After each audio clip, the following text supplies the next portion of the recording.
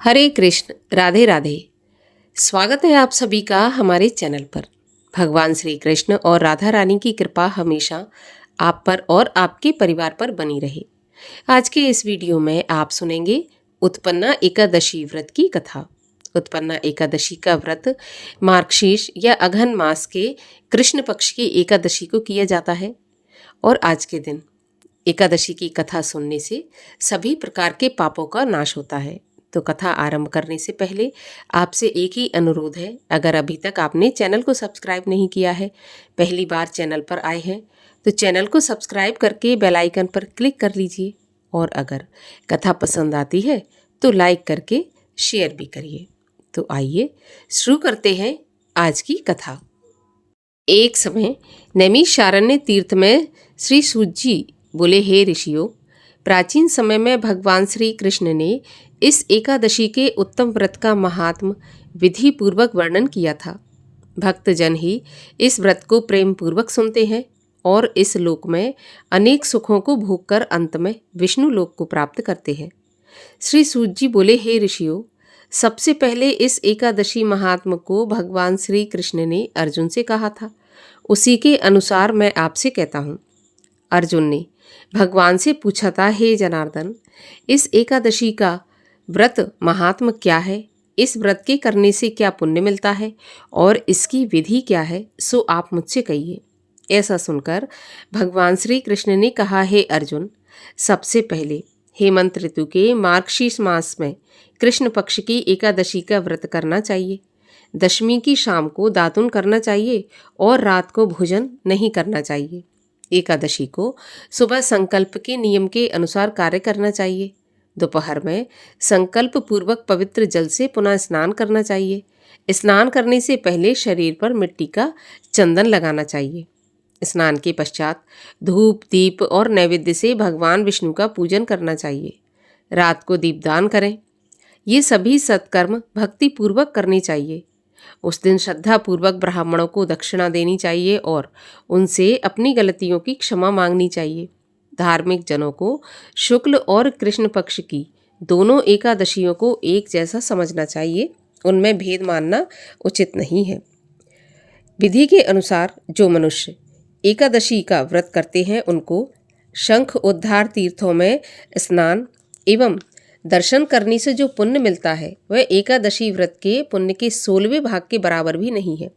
व्यातिपात योग, संक्रांति पर्व में तथा सूर्य चंद्र ग्रहण में दान देने से और कुरुक्षेत्र में स्नान करने से जो पुण्य प्राप्त होता है वही पुण्य मनुष्य को एकादशी का व्रत करने से प्राप्त होता है। जो फल वेदपाठी ब्राह्मण को 1000 गौदान करने से मिलता है उससे 10 गुना अधिक पुण्य एकादशी का व्रत करने से मिलता है। 10 श्रेष्ठ ब्राह्मणों को भोजन कराने से जो पुण्य मिलता है वह एकादशी के पुण्य के 10वें भाग के बराबर होता है। अश्वमेध यज्ञ करने से जो पुण्य प्राप्त होता है उससे 100 गुना अधिक पुण्य एकादशी का उपवास रखने से मिलता है। निर्जल व्रत का आधा फल एक बार भोजन करने के बराबर होता है। उपरोक्त कोई सा एक व्रत जरूर करना चाहिए। एकादशी का व्रत करने पर ही यज्ञ, दान, तप आदि के फल मिलते हैं, अन्यथा नहीं मिलते। अतः एकादशी का व्रत अवश्य ही करना चाहिए। इस व्रत में शंख से जल नहीं पीना चाहिए। मछली, सुअर तथा अन्य एकादशी के व्रत में वर्जित है। एकादशी व्रत का फल 1000 यज्ञों से भी अधिक है।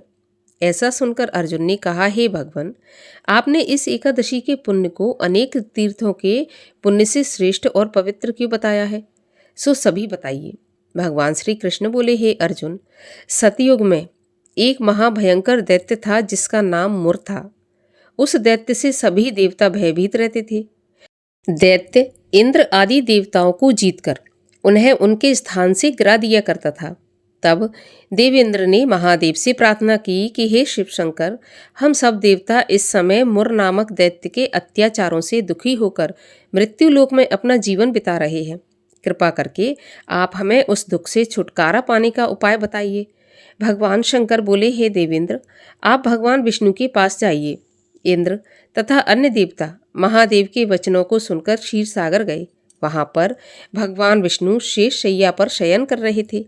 भगवान को शयन करते हुए देखकर देवताओं सहित इंद्र ने उनकी स्तुति की। हे देवताओं के देव, आपको हमारा बारंबार प्रणाम है।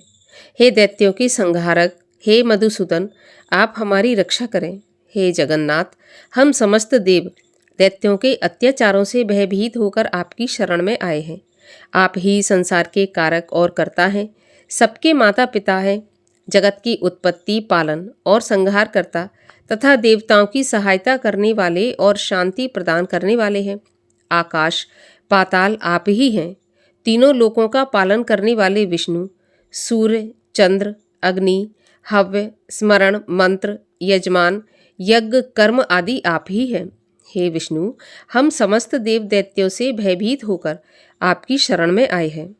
दैत्यों ने हमें स्वर्ग से निकाल दिया है और हम सब देवता पृथ्वी पर विचरण कर रहे हैं। अब आप हमारी रक्षा कीजिए। देवताओं की इस करुणापूर्ण वाणी को सुनकर भगवान श्री विष्णु बोले, हे देवताओं, यह कौन सा दैत्य है जिसने सभी देवताओं को जीत लिया है? भगवान के करुणामय वचनों को सुनकर इंद्र बोले, भगवान, प्राचीन समय में नाड़ीजंग नाम का एक दैत्य था। उस दैत्य की ब्रह्मवंश में उत्पत्ति हुई थी। उसी दैत्य के पुत्र का नाम मुर है। उसकी राजधानी चंद्रावती है। उस चंद्रावती नगरी में रहने वाले मुर नामक दैत्य ने समस्त विश्व को जीत लिया है और सब देवताओं को देवलोक से निकालकर इंद्र, अग्नि, यम, वरुण, चंद्रमा, सूर्य आदि लोकपाल बनाए हैं। ये स्वयं सूर्य बनकर पृथ्वी को तपाता है और स्वयं मेघ बनकर जल की वर्षा करता है। अतः आप उस बलशाली भयानक दैत्य को मारकर सभी देवताओं की रक्षा करें। इंद्र के वचन सुनकर भगवान विष्णु बोले, हे देवताओं, मैं तुम्हारे शत्रुओं का शीघ्र ही संहार करूंगा। अब आप उस चंद्रावती नगरी को जाइए। इस प्रकार भगवान विष्णु देवताओं के साथ चल दिए। उस समय दैत्यपति मुर अनेकों दैत्यों के साथ युद्ध भूमि में गरज रहा था। युद्ध प्रारंभ होने पर असंख्य दानव अनेकों अस्त्र शस्त्रों को धारण कर देवताओं से युद्ध करने लगे, परंतु देवता दैत्यों के समक्ष एक क्षण भी नहीं ठहर सके। तब भगवान विष्णु भी युद्ध भूमि में आ गए। जब दैत्यों ने भगवान विष्णु को युद्ध भूमि में देखा तो उन पर भयानक अस्त्र शस्त्रों से प्रहार करने लगे। भगवान विष्णु भी चक्र और गदा से उनके शस्त्रों को नष्ट करने लगे। इस युद्ध में अनेकों दानव सदा के लिए सो गए, परंतु दैत्यों का राजा मुर भगवान के साथ निश्चल भाव से युद्ध करता रहा। भगवान विष्णु मुर को मारने के लिए जिन जिन शस्त्रों का प्रयोग करते, वे सब उसके तेज से नष्ट होकर उस पर पुष्पों के समान गिरने लगते और अनेक अस्त्र शस्त्रों का प्रयोग करने पर भी भगवान उसको जीत नहीं सके। तब वे आपस में मल्ल युद्ध करने लगे। भगवान उस दैत्य से देवताओं के लिए 1000 वर्ष तक युद्ध करते रहे, परंतु उस दैत्य को जीत नहीं सके। अंत में भगवान विष्णु शांत होकर विश्राम करने की इच्छा से बद्रिकाश्रम चले गए। उस समय 38 कोस लंबी एक द्वार वाली हेमवती नामक गुफा में शयन करने के लिए भगवान विष्णु ने प्रवेश किया। हे अर्जुन, अतः मैंने उस गुफा में शयन किया, किंतु वह दैत्य भी मेरे पीछे पीछे गुफा में चला आया और मुझको शयन करता देखकर मारने के लिए तैयार हो गया। वह दैत्य सोचने लगा कि मैं आज अपने चिर शत्रु को मारकर सदैव के लिए निष्कंटक हो जाऊंगा। उसी समय मेरी देह से एक अत्यंत सुंदर कन्या दिव्य अस्त्र धारण करके उत्पन्न हुई और दैत्य के सामने आकर युद्ध करने लगी। उस दैत्य कन्या से लगातार युद्ध उसका होता रहा। कुछ समय बीतने पर उस कन्या ने क्रोध में आकर उस दैत्य के अस्त्र शस्त्रों से टुकड़े टुकड़े कर दिए और उसका रथ तोड़ दिया। तब वह दैत्य महान क्रोध करके उससे मल्ल युद्ध करने लगा। उस कन्या ने उसको धक्का देकर मूर्छित कर दिया। जब वह दैत्य मूर्छा से जागा तो उस कन्या ने उसका सिर काट दिया। वह दैत्य सिर काटते ही मृत्यु को प्राप्त हो गया। अन्य समस्त दानव भी उसका ऐसा परिणाम देखकर पाताल लोक को चले गए। जब भगवान विष्णु की निद्रा टूटी तो उस दैत्य को मरा देखकर अत्यंत ही आश्चर्यचकित रह गए और विचार करने लगे कि इस दैत्य को किसने मारा। तब कन्या भगवान से हाथ जोड़कर बोली, भगवान, ये दैत्य आपको मारने के लिए तैयार था, तब मैंने आपके शरीर से उत्पन्न होकर इसका वध किया है। इस पर भगवान बोले, हे कन्या, तूने इसको मारा है, अतः मैं तेरे ऊपर अत्यंत प्रसन्न हूँ। तूने तीनों लोकों के देवताओं को सुखी किया है, इसलिए तू अपनी इच्छा के अनुसार वरदान मांग। कन्या बोली, हे भगवान, मुझे यह वरदान दीजिए कि जो मनुष्य मेरा व्रत करे उसके समस्त पाप नष्ट हो जाए और वह अंत में स्वर्गलोक को जाए। मेरे व्रत का आधा फल रात्रि को मिले और उससे आधा फल एक समय भोजन करने वाले को मिले। जो मनुष्य भक्ति पूर्वक मेरे व्रत को करे वह निश्चय ही विष्णु लोक को प्राप्त करे। कृपया मुझे ऐसा ही वरदान दीजिए। जो मनुष्य दिन तथा रात्रि को एक बार भोजन करे वह धन धान्य से भरपूर रहे। इस पर भगवान विष्णु उस कन्या से बोले, हे कल्याणी, ऐसा ही होगा। मेरे और तेरे भक्त एक ही होंगे और अंत में संसार में प्रसिद्धि को प्राप्त होकर मेरे लोक को गमन करेंगे। हे कन्या, तू एकादशी तिथि को पैदा हुई है, इसलिए तेरा नाम भी एकादशी होगा। जो मनुष्य तेरे दिन व्रत करेंगे उनके समस्त पाप जड़ से नष्ट हो जाएंगे और अंत में मुक्ति को प्राप्त करेंगे। तू मेरे लिए अब तीज, आठवें, नौवीं जैसे और 14 से भी अधिक प्रिय है। तेरे व्रत का फल सब तीर्थों के फल से महान होगा। ये मेरा कथन सत्य है। ऐसा कहकर भगवान उसी स्थान पर अंतर्ध्यान हो गए। एकादशी भी भगवान के उत्तम वचनों को सुनकर अत्यंत प्रसन्न हुई। श्री भगवान बोले, हे अर्जुन, सब तीर्थों, दानों, व्रतों के फल से एकादशी व्रत का फल सर्वश्रेष्ठ है। मैं एकादशी व्रत करने वाले मनुष्यों के शत्रुओं तथा विघ्नों को स्वयं ही नष्ट कर देता हूँ और उन्हें मोक्ष दिलाता हूँ। हे अर्जुन, ये मैंने तुमसे एकादशी की उत्पत्ति के बारे में बताया है। एकादशी व्रत समस्त पापों को नष्ट करने वाला और सिद्धि देने वाला होता है। उत्तम मनुष्यों को दोनों पक्षों की एकादशियों को एक जैसा समझना चाहिए, उनमें भेदभाव नहीं मानना चाहिए। जो मनुष्य एकादशी महात्मा का श्रवण और पठन करते हैं उनको अश्वमेध यज्ञ का फल प्राप्त होता है।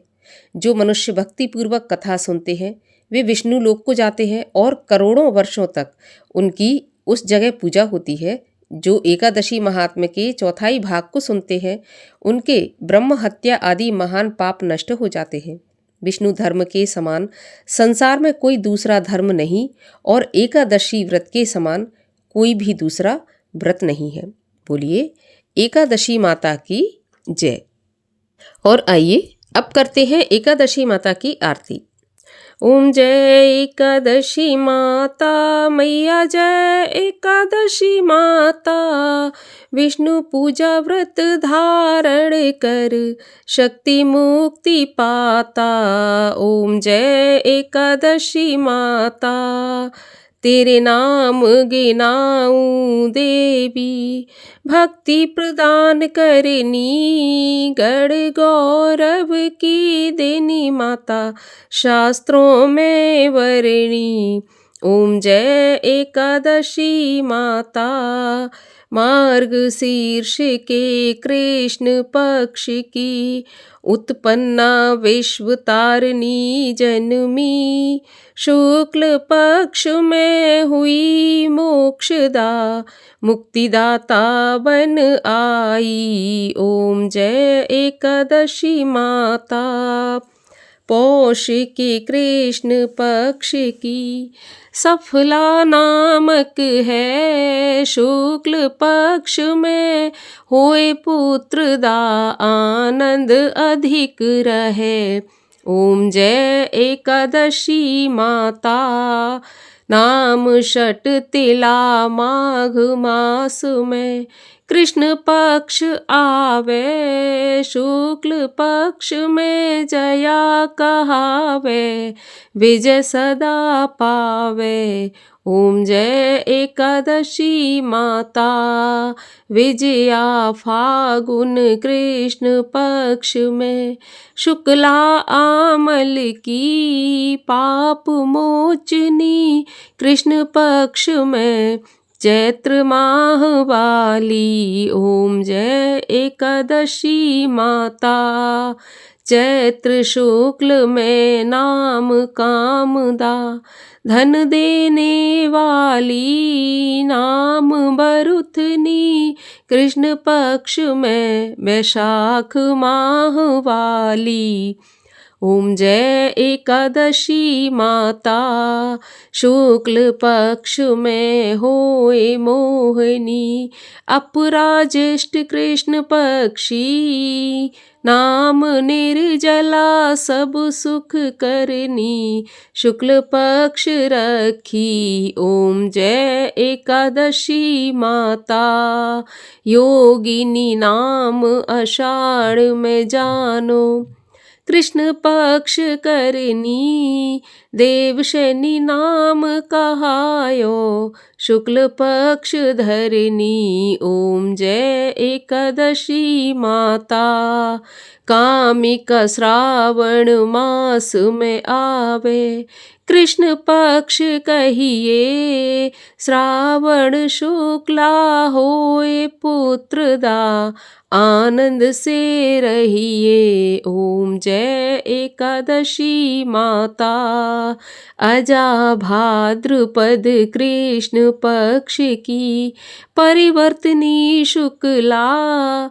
इंद्रा आश्विन कृष्ण पक्ष में, व्रत से भव सागर निकला। ओम जय एकादशी माता। पापांकुशा है शुक्ल पक्ष में, पाप हरन हारी। रमा मास कार्तिक में आवे, सुखदायक भारी। ओम जय एकादशी माता। देवोत्थानी शुक्ल पक्ष की, दुखनाशक मैया। लौंद मास की करूँ मैं विनती, पार करो नैया। ओम जय एकादशी माता। शुक्ल लौंद में होए पद्मिनी, दुख दारिद्र हरिणी। परमा कृष्ण पक्ष में होती, जन मंगल करनी। ओम जय एकादशी माता। जो कोई आरती एकादशी की, भक्ति सहित गावे। जन सामान्य स्वर्ग का वासा, निश्चय ही पावे। ओम जय एकादशी माता। बोलिए एकादशी मैया की जय।